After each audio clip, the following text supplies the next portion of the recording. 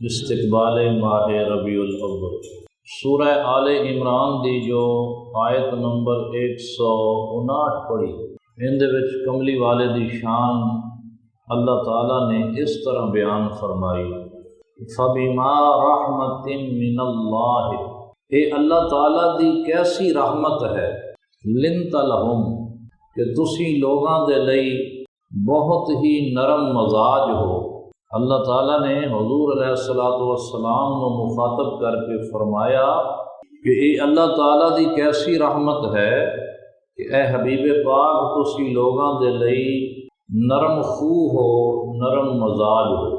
وَلَوْ كُنْتَ فَظًّا غَلِيظَ الْقَلْبِ، اگر تسی مزاج دے سخت ہوندے، آپ دا مزاج مبارک اگر سخت ہوندا اور دل مبارک بھی اگر سخت ہوندا، لَنْفَضُّوا مِنْ حَوْلِكَ، تے اے جڑے تواڈے آلے دوالے لوگ جم گھٹا بنا کے بہندے نے نا، یہ بہ نہ سکدے، یہ منتشر ہو جاندے، دوڑ جاندے اگر تسی سخت ہوندے۔ فَاعْفُ عَنْهُمْ، انہاں نوں معاف کرو، انہاں کو درگزر فرماؤ۔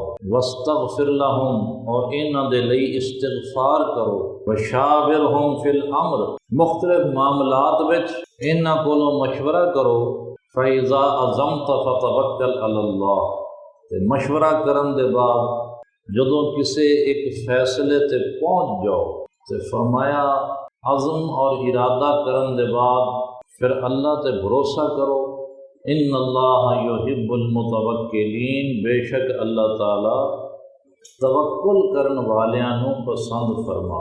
تو حضور علیہ السلام نوں اس آیت وچ اللہ تعالیٰ نے نرم خو فرمایا، پیکر رحمت فرمایا، مزاج مبارک آپ دا فرمایا بہت ہی نرم ہے، یعنی دوسرے لفظاں وچ انج کہو کہ آپ پیغمبر رحمت نے۔